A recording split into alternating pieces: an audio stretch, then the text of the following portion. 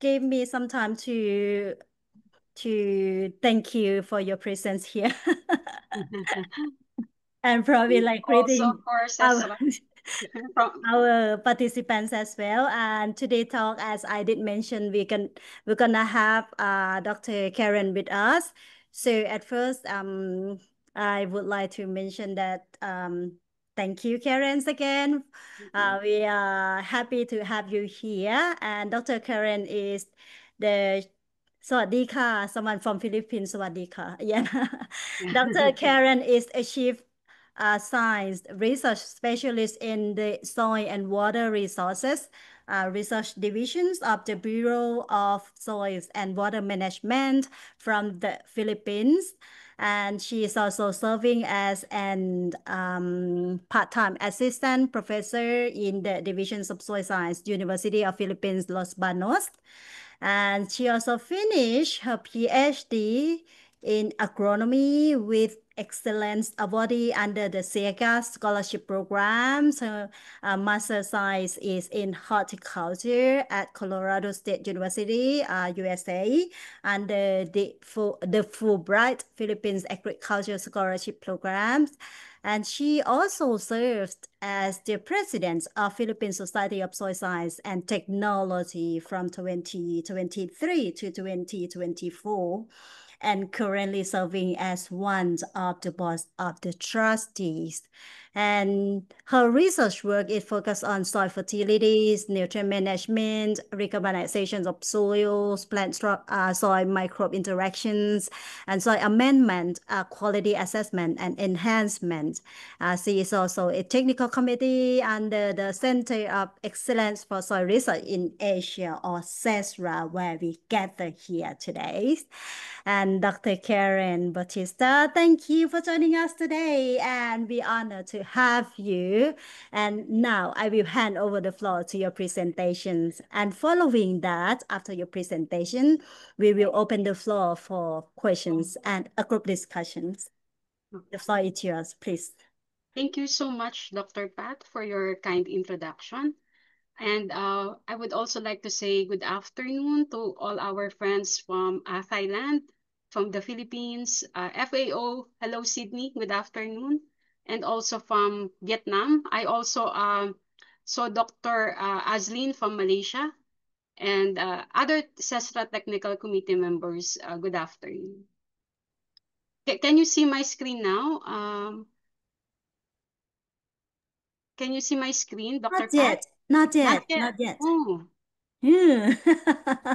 Really. Okay.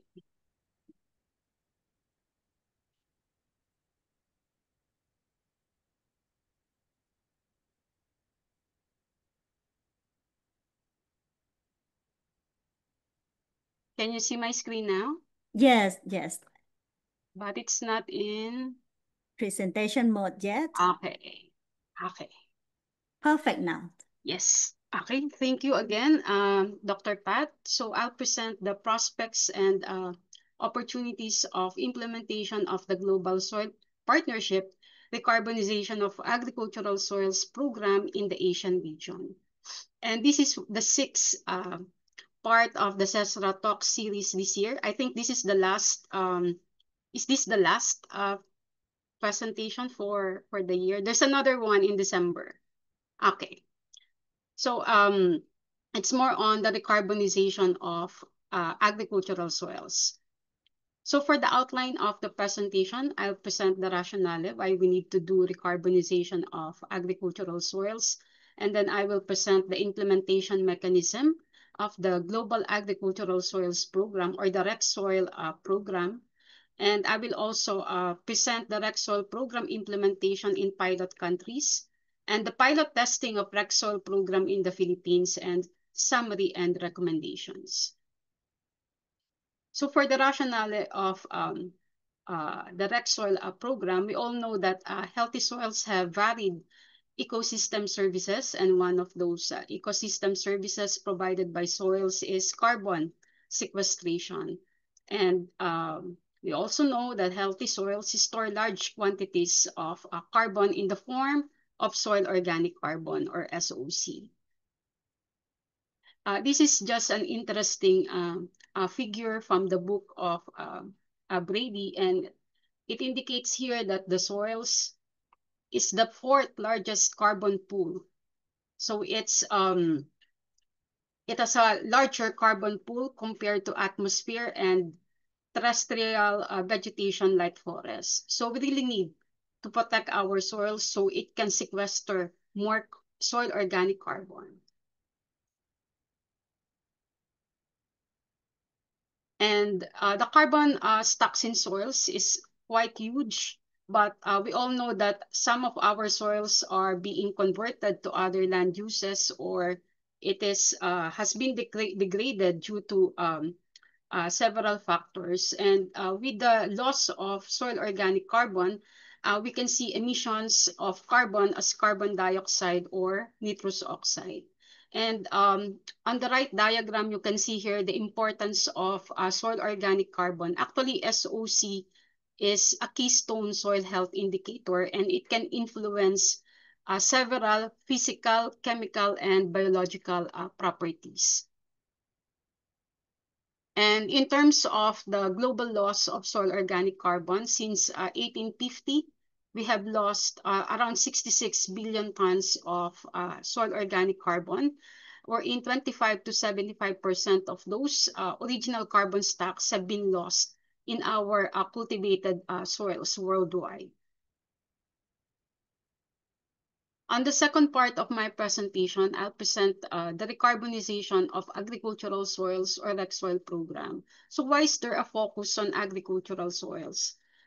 Because for the longest time, the recarbonization has been focused on in terms of the functions of forests in sequestering carbon, but we all know that our soils can sequester carbon more than our forest. And this was recognized during the Global Symposium on Soil Organic Carbon in 2017. And this particular initiative, the recarbonization of global soils, was launched in 2019. Was established in 2019, but due to the pandemic, it was officially launched on June 17, 2020, during the World Day to Combat Desertification. So this was launched as an innovative initiative to boost soil health through the maintenance and enhancement of SOC stocks. So this is the general framework of the REC soil program. And it starts with assessing the technical feasibility of the area in terms of the current SOC percentage, and also the current SOC stocks, as well as the SOC sequestration potential of the area. And then after the looking at the technical feasibility of the area, we'll be looking at we will be searching for committed farmers to support the REC soil program. So we need to find farmers associations, committed farmers associations. And then the phase 3 will be to establish an agreement to work with the REC soil. So the agreement or understanding could be in a form of a memorandum of understanding, or memorandum of agreement. And the fourth is the provision of technical support and financial incentives. And 5 is the adoption of good practices, particularly sustainable soil management practices by our farmers. And the 6 will be on the monitoring of the soil organic carbon. And there's already established a protocol. We call it a GSOC MRV protocol. It's Global Soil Organic Carbon Measurement, Reporting, and Verification Protocol. And after the monitoring, we can actually, before the first step, we can already decide if we will take the green path or the carbon market path. So the green path focuses more on soil health management, and I'll explain it later about the two paths. And then the carbon market path, it's about trading of carbon in the market that has been being done in developed countries like Japan. They're already doing carbon stock exchange. But in some countries, we're not yet doing that. So as I have mentioned, the first step is to assess the technical feasibility. Since this was launched as a global program, there was the Global Soil Partnership prepared the Global Soil Organic Carbon Map, and each member country is developing its own national soil organic carbon map. I'm sure Thailand has already a national soil organic carbon map. Philippines has already updated its soil organic carbon map. And from the soil organic carbon map, there's also another computation about the soil organic sequestration potential of the different soil types in the country. Or at the global level, they have developed the global soil organic carbon sequestration potential map, or the GSOC SEC map. So there's really a potential to sequester soil organic carbon, but this will vary depending on several factors: the precipitation, temperature, those climatic factors, as well as the different soil types in the different areas of the country. So we also need committed farmers. Mostly in the REXOL program, they are targeting subsistence or medium income farmers. And it's good to deal with farmers associations rather than with individual farmers. And farmers, they can receive technical support in terms of capacity building activities, and also financial incentives in terms of the inputs that they can get from the project, like seeds, seedlings, fertilizers, and biopesticides. So there's also, on the third phase, we need to form an agreement with the committed, identified committed farmers associations through an establishment of a written agreement. And on the fourth phase, we need to provide technical support and financial incentives. And the REXOL program comes with a toolkit uh, that includes the following. So first, the Farmers Association should be aware on the voluntary guidelines on sustainable soil management, or the BGSSM. They also need to be familiar with soil organic carbon map. So basically, we're talking about farmers, so we'll just have to explain it to them as simple as possible about this soil organic carbon map, soil organic sequestration potential map, the GSOC MRV protocol, the protocol for the assessment of sustainable soil management measures. And there's also a technical manual of good practices of good agricultural practices on the carbonizing soils. On the right side, you can see here I think there are four volumes of the technical manual on the carbonizing global soils. We have the introduction and methodology, hotspots and bright spots of soil organic carbon, um, cropland, grassland, integrated systems, and farming approaches. So there are two volumes for this particular topic. And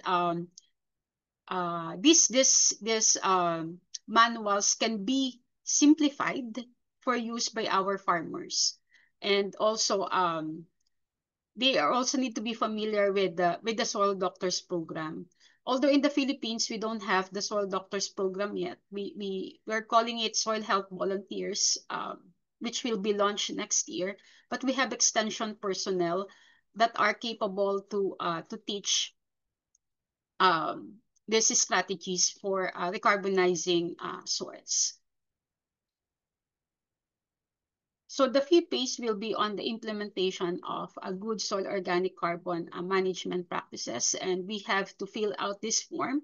On the right side, you can see the form that needs to be filled out.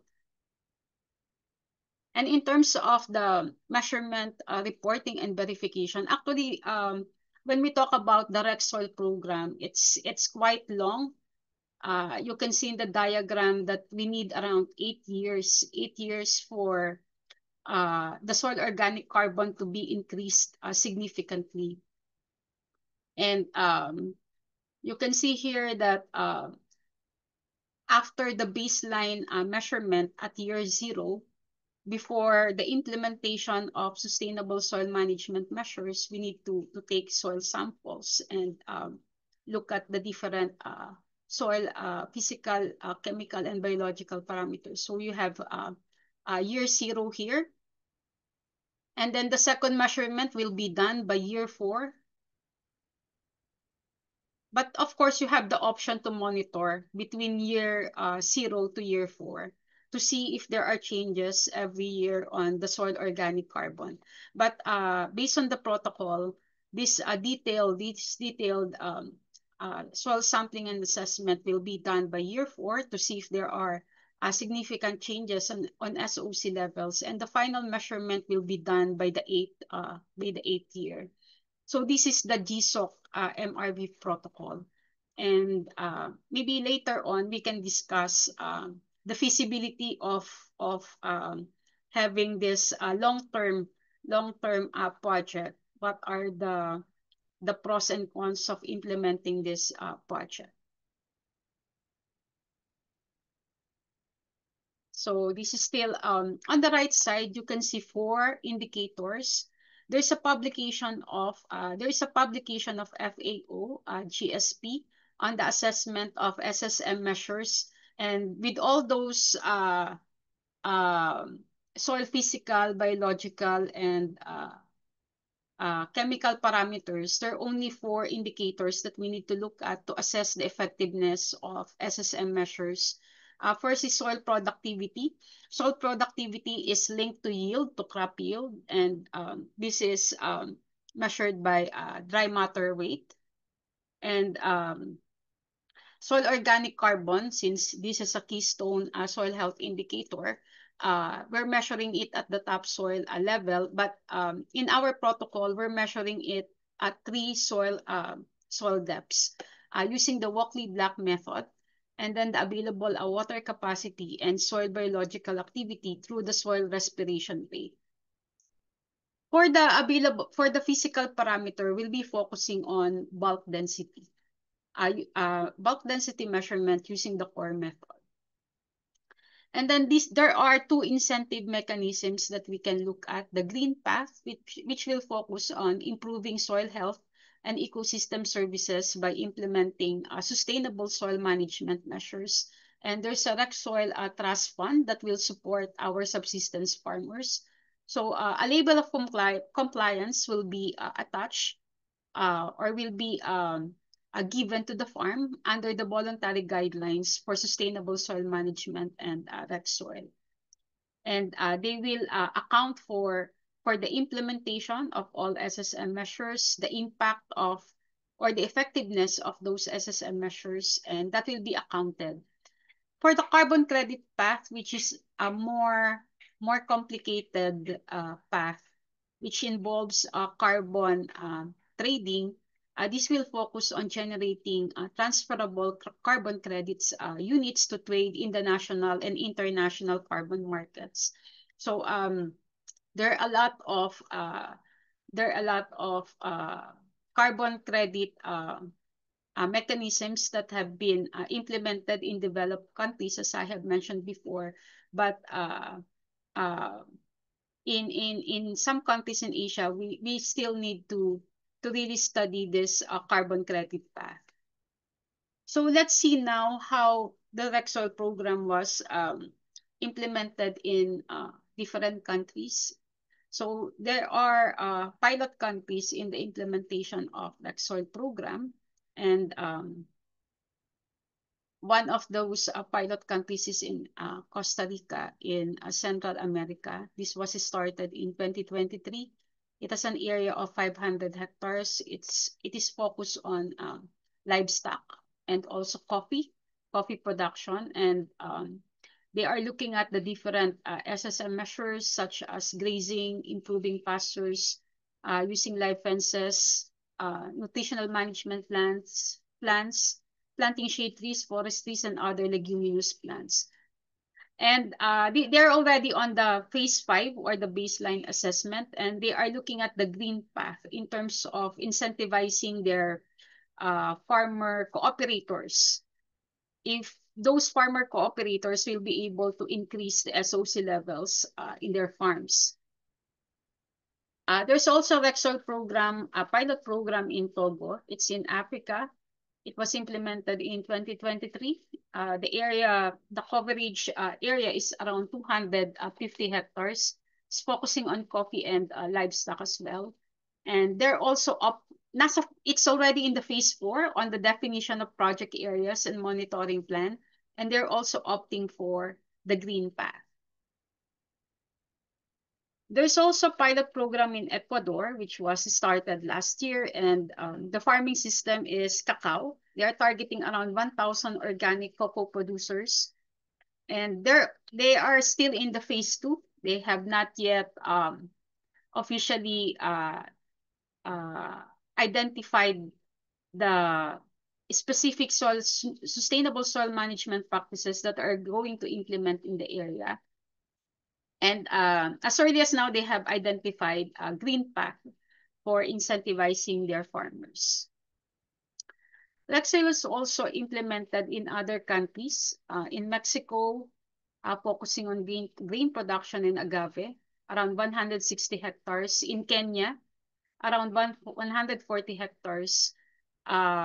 You can see here that they are still in different phases. So Mexico is quite advanced. They have already started their baseline assessment. Kenya is still in the application and analysis, focusing on mixed farming, and then Ghana is on grain production and agroforestry and livestock. So they're still in phase 2. So in terms of the Rexall program in Asia, which was supported by FAO, it means that the funding comes from the FAO. They have, if we will look at the Rexall map, in Asia, they are currently implementing the Rexall program still on the phase 1, preparatory phase in Mongolia, Cambodia, Kazakhstan, and Uzbekistan. And they are still in the preparatory phase.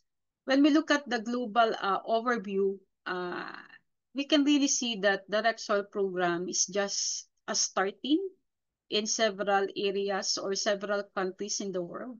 And we still have to increase the number of participating farmers. Currently, it's just 172.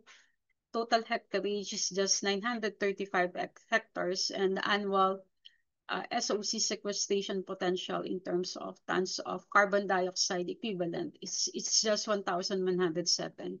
So the Rexall program is still in its infancy. So in the Philippines, we started the Rexall program in 2024. And this is not supported by FAO, rather it is supported by the government of the Philippines. And we're really serious when we talk about the increasing soil organic carbon in the Philippines, and in terms of compliance with the global soil organic carbon mapping, we have already prepared our national soil organic carbon map, which will be validated in different areas. So we have our national SOC map, which was updated. The latest one was in 2023, 2 years ago. And this was prepared by our division, Geomatic Soil Information Technology Division. The process for coming up with the national SOC map, they followed the global protocol for preparing the country SOC map. And this is the SOC map of the Philippines as of 2023. So most of the areas in the Philippines have low soil organic carbon. And we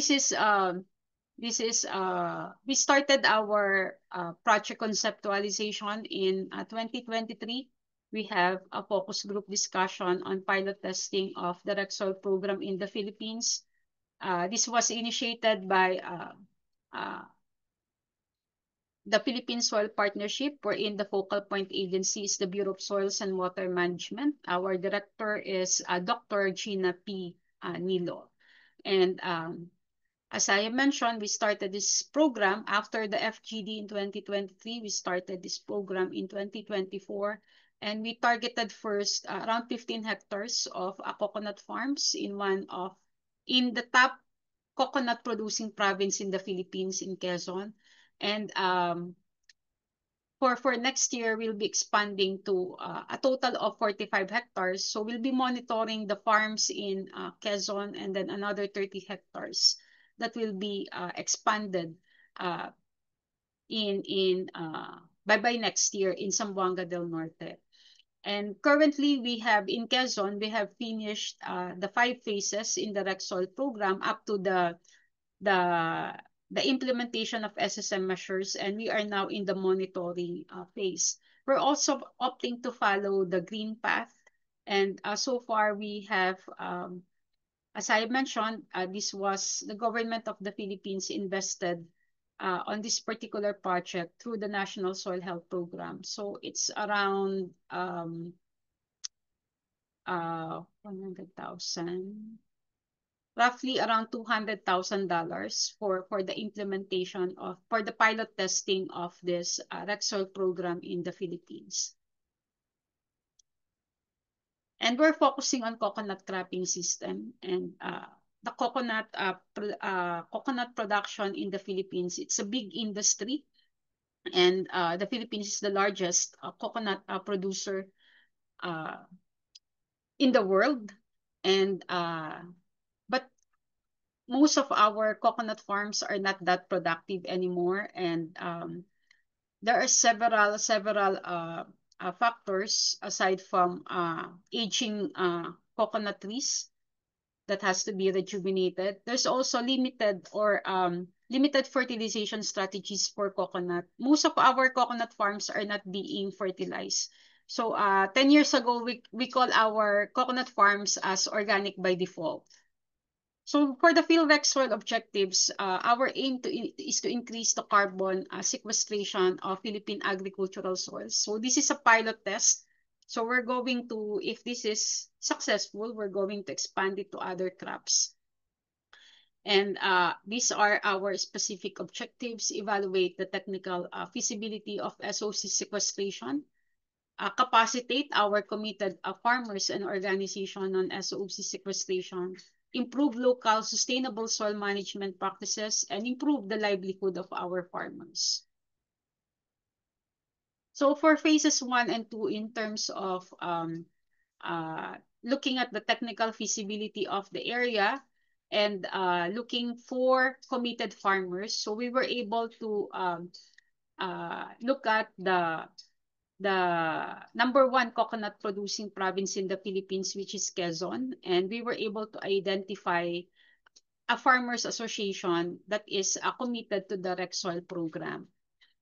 So we were able to forge a memorandum of understanding between Kapatang Coconut Farmers Association and the Bureau of Soils and Water Management. So after forging the memorandum of understanding, so we look at the different SSM practices based on the FAO voluntary guidelines for sustainable soil management. We're looking at the following SSM strategies: the use of conservation tillage, wherein we are promoting a minimum or no tillage; crop residue management. So in most coconut farms, they are still burning their residues. So we're looking at no burning strategy and the use of a mulch, and the adaptive balanced fertilization strategy, wherein we will promote the use of, aside from agricultural grade of salt, we're also looking at the application of organic fertilizers, compost, and other soil conditioners, and also inorganic fertilizers. So we have looked into the feasibility of using biochar and the mycorrhizal biofertilizers. And also crop diversification. Most coconut farms in the Philippines are under monocropping system. That's why we looked into the possibility of incorporating or intercropping fruit tree seedlings, also vegetable production, and integrated pest management as well. So this we were able to come up with this fertilization strategy, adaptive balanced fertilization strategy for coconut. And we have developed our ABFS coconut field rec soil package, looking at this different SSM measures and these component technologies.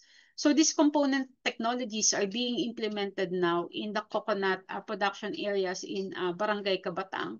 And you can see on the left side that we have provided cacao, cacao and coffee seedlings. They're a bit uh, higher now, and also banana. We also provided them with banana and also vegetable seeds for vegetable production. And they are already applying. They already know how to apply fertilizers. So with these inputs that we have provided to them, and they're also applying biochar, soil conditioner, mostly rice hull based biochar, and also mycorrhizal biofertilizers. So for the phase 4, we have provided them with technical and financial support, and we have provided the following trainings to our farmer cooperators.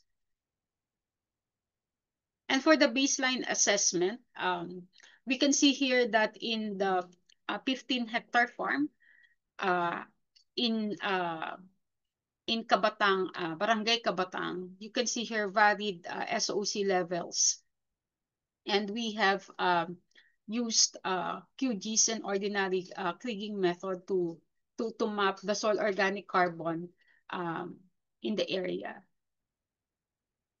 So for soil carbon monitoring and database production, we will be calculating the SOC stocks, and also we will do some soil carbon modeling using the ROTC model, and estimate the GHG emission using the FAO Exact tool.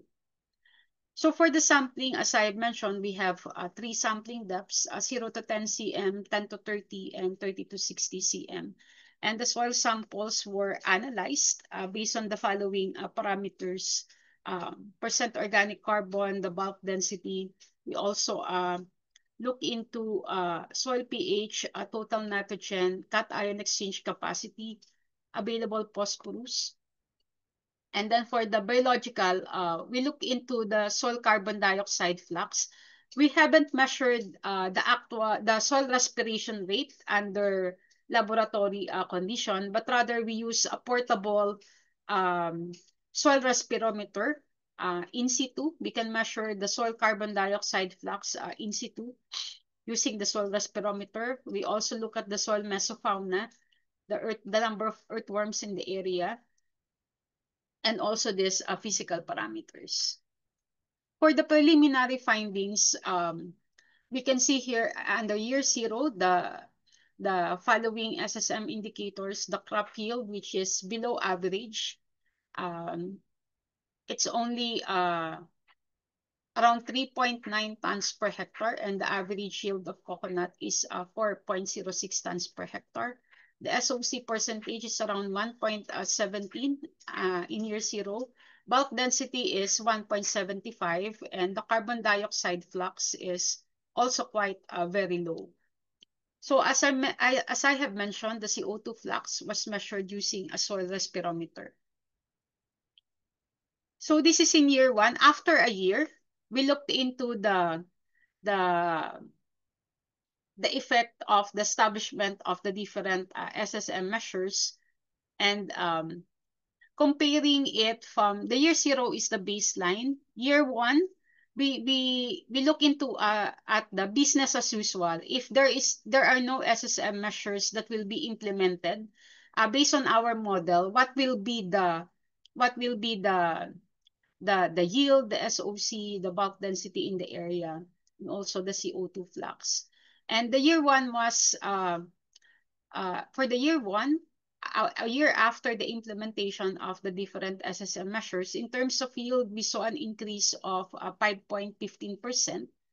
And then for the yield, for the SOC, around 5.10%. For the bulk density, we want the bulk density to be reduced. So there's a reduction in bulk density, thereby implying that there is a lower soil compaction rate, so lower soil bulk density a year after, and the CO2 flux um, also increased. For the CO2 flux, we need to verify. I will put a caveat because we still need to verify some of our values, considering that the CO2 flux that we have obtained is quite very low compared to the reference values. But in terms of the major indicators, we see a significant improvement after year one. Although the Rexall program recommended that it will be still after 4 years, the monitoring will be done after 4 years. After 1 year, we can see a slight increase in terms of yield, in terms of SOC, and there's a reduction in bulk density. Also in other parameters, Dr. Pat, how many minutes do I have? So I can manage my time. Probably like 10 minutes to go. 10 minutes. Yeah. Okay. Thank you, Dr. Pat. So we also look at the other soil chemical parameters. There was an increase in a bit increase in pH and also cation exchange capacity a year after. But if we will not do anything, it means business as usual. Um, we might see a reduction in pH, in CEC, in potassium, phosphorus. So I think we need to look into we need more years to really see the significant changes. But in terms of pH and CEC, we already see a significant, a slight increase in pH and CEC. But we still need to look into the total nitrogen and phosphorus, which decrease a bit after a year. In terms of baseline SOC stock values, year zero, so we were able to compute for the SOC stock values last year, and at the different soil depths. And you can see here that the SOC decreases as you go deeper, and the bulk density goes higher. In terms of the SOC stocks, there are also differences in during the dry season and wet season. So you can see here that the dry season values mean is around 778 megagrams per hectare compared with the wet season values of 669 megagrams per hectare. So there is a seasonal variation in terms of SOC stocks. So if we will take a look at the influence of precipitation and soil moisture, we really need to have multiple year observations and also seasonal observations in terms of the SOC stock values. So getting the SOC stock values after year 4 will not be enough. So based on the protocol, it's still after year 4, but we would like to suggest changes in the protocol wherein we will have two monitoring points in each year, dry season, wet season, and at least we can take a look at the dynamics of SOC stocks for a period of 4 years. So this is just some of the activities that we have undertaken, the conduct of technical briefing, farmers training, and we also have our harvest festival. We also collected soil samples for physical, chemical, and biological analysis. And we also did a socioeconomic survey, delivery, and monitoring of interventions. As I've said, we have provided inputs to our farmers as part of the technical support and financial incentives. And in summary, what are the potential benefits of the Rexall program? So it can have benefits for our farmers through a higher yield, higher income, less use of agrochemicals, and more nutritious and safe crops, and of course, healthier and fertile soils. Benefits for the investors if we will pursue we will pursue the carbon credit path. We will contribute to offsetting of greenhouse gas emissions, and they will contribute. The investors can contribute to offsetting of GHG emissions, compliance with environmental and social responsibility, contributing to SDG goals, SDG 15.3 on life on land, and also the benefits for the ecosystem, climate, and agri-food system in terms of soil health enhancement, water retention, improving the soil biodiversity, soil organic carbon stocks. So there are several benefits if we will pursue the Rexall program.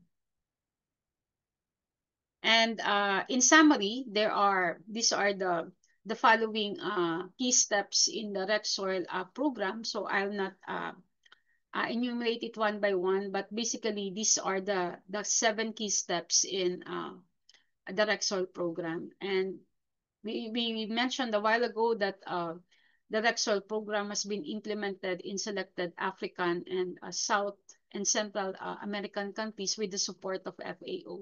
In Asia, there are also FAO-led pilot studies in these countries. And the Philippines, through its government, has started the pilot testing of the Rexall program in coconut-based farming system in 2024, last year. And we can also see a slight improvement after year 1 in selected SSM indicators, comparing it with the year 0, the baseline data.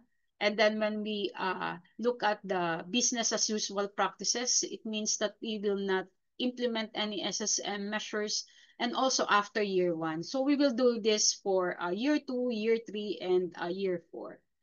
And there are also the preliminary findings show that there are differences in SOC stocks between wet season and dry season, which need to be further studied if this will warrant a proposed change in the MRB protocol in the Rexall program implementation in tropical countries or in Asia, particularly those under the humid tropics. We can still continue the implementation of the Rexall program up to year 4 following the GSOC MRB protocol and operationalize the green path. And aside from that, we can still look into the feasibility of the carbon credit path. Sometimes it is we see that the complexity of going into carbon credit path, maybe each country can implement its own feasibility study if they will do the carbon credit path for incentivizing our farmers if they will adopt SSM measures. So we would like to acknowledge the BSWM, National Soil Health Program, for the funding support, the Municipal Government Office, the Philippine Coconut Authority, and of course our farmers, the Kabatang Coconut Farmers Association, and our mapping group for the assistance in mapping. Thank you very much, and God bless us. Thank you, Dr. Karen, for your informative and great presentations. And it showed that this program, the implementations of this program can be a great mechanism for scaling up SSM and improving overall soil health, if you implement it like for some years, right? Yes. So I think it's a time for discussion. So we have like 15 minutes to go for discussions. let's see. If anyone want to ask any question, you can raise your hands, or also you can type your questions into the chat box as well. And we have our first questions Ah, from Miss Narukamon from LDD. ah, Thank you for your sharing, Dr. Karen. Recognition is an important challenge for us. What challenge might arise during the implementation process in your countries? And what key factors contribute to the successful and widely accepted implementations of this program? ah. Thank you, Dr. Pat, and thank you for your question, ma'am. So, in terms of challenges encountered, first is the commitment of our farmers. Although we already have our memorandum of understanding, of course, we are dealing with several farmers who have different attitudes. So we really need to closely monitor them if they are implementing the protocol, the SSM measures. That's one. Second is the funding, of course, because this is funded by the national by the national government, and we are hoping that it can be continued up to fourth year. So to address that, we have a multi-year memorandum of understanding. So each year we already have one MOU last year with the Farmers Association, and it is being renewed every year. So we're hoping that we will have four years of implementation of this project. And the third one is the protocol itself. The GSOC MRB protocol runs for 8 years because we all know that it's quite hard to increase the SOC levels by a certain percentage, even 1%.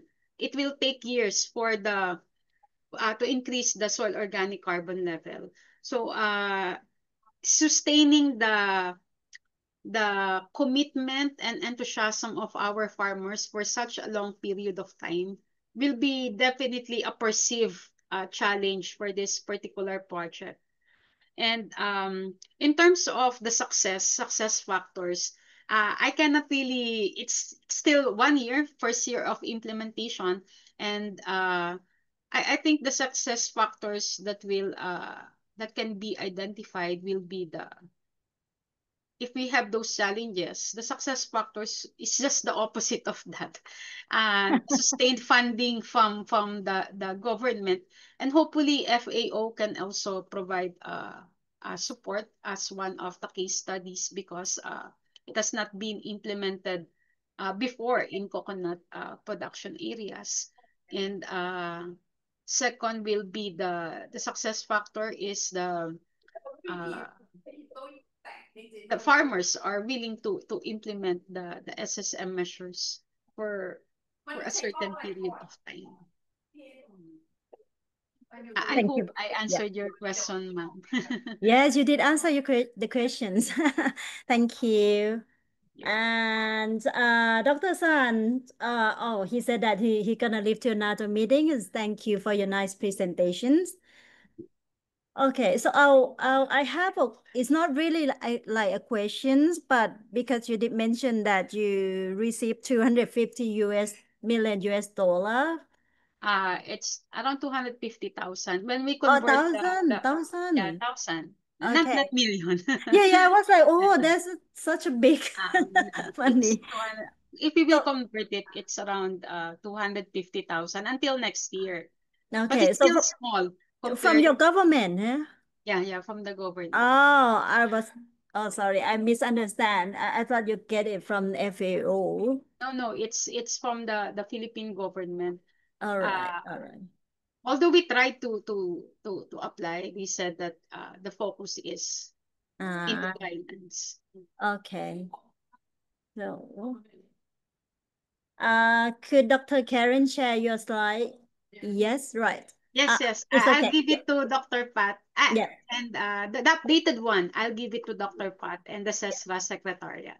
yeah. I will share it through the groups of Cedra. So, Okay. all right. Thank you very much. Any question from anyone? And what happened to the intensive mechanism? Because you have intensive program with the farmers as well, right? Mm-hmm. when you do the implementations with farmers association, what kind of incentive that you give like for your first year? Ah, okay. Yeah, for the first year, I haven't included that in the slide, but we have provided inputs to them.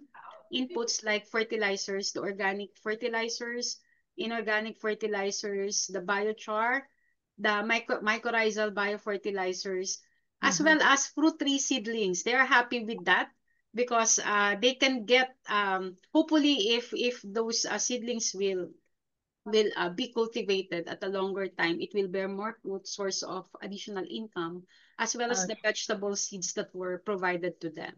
So while Okay. waiting for the harvest of coconut, they can plant vegetables, eggplant, tomatoes around the area.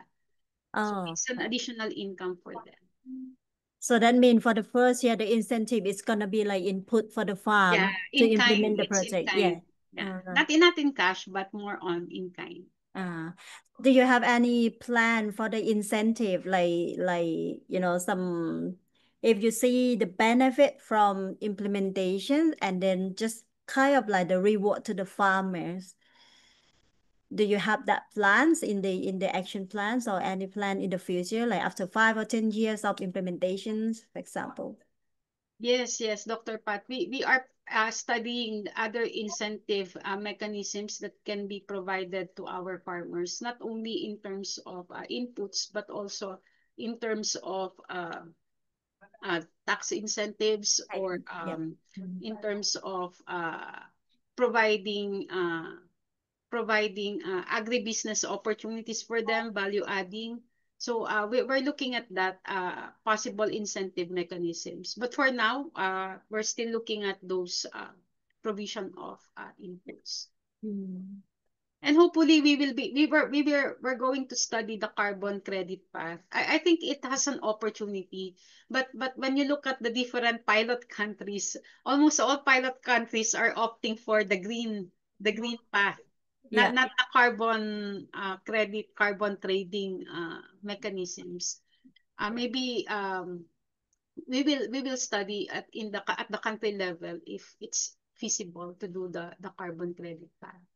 Yeah.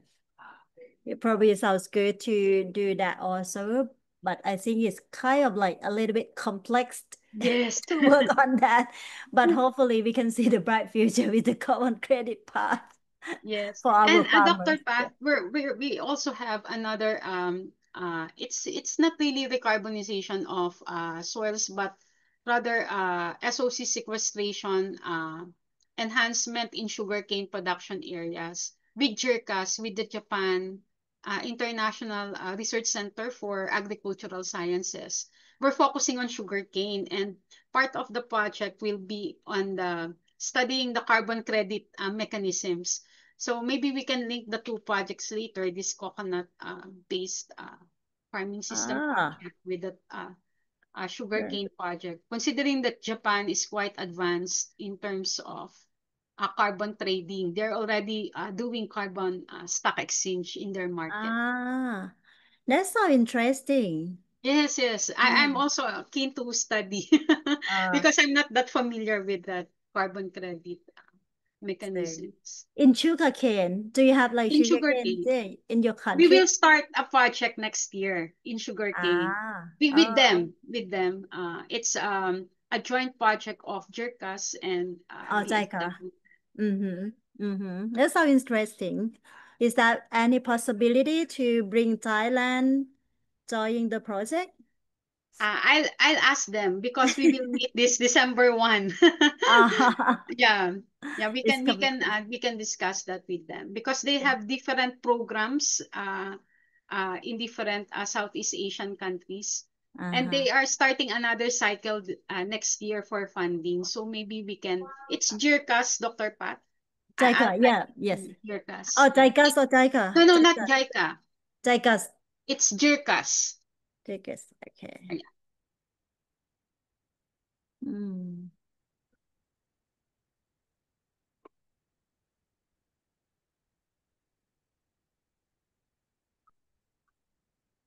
And to implement this project, do you have any expert from FAO or GSP helping you to plan the action plans and doing the implementations? Yeah, we had a meeting with what's his name? We had From a G meeting with FAO before. from Uh, G, but they're not coming to the country to Doctor implement it. No, we just explored the possibility of cooperation. I think that was late last year, November 2024, but we haven't heard from them again Ah, regarding the pilot, if they will support the pilot testing, because we mm, mentioned that we're already doing it, and if they want to provide additional support, but we haven't heard from them. I okay. forgot the name, Dr. Pat, but there are two FAO staff that we talked to. Dr. We had a meeting together with Dr. Gina Milo Okay. regarding this. Yes, no worries. Okay. So the time is 12. Is and anyone's having any questions regarding to Dr. Karen's presentations?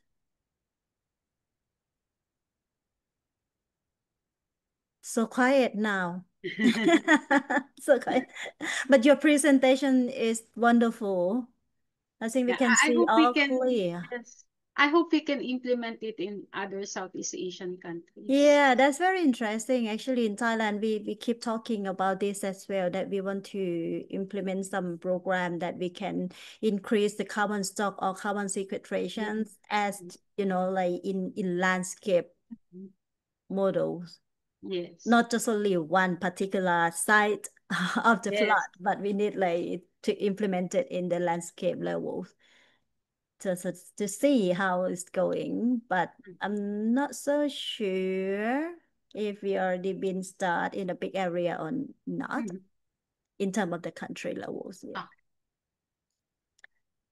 Ah, Okay.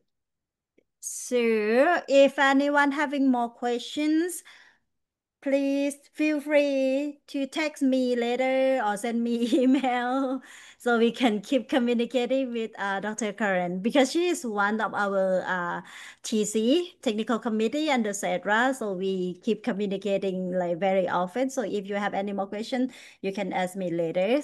So for today, thank you once again for your wonderful presentations. thank you so much, And Dr. Pat.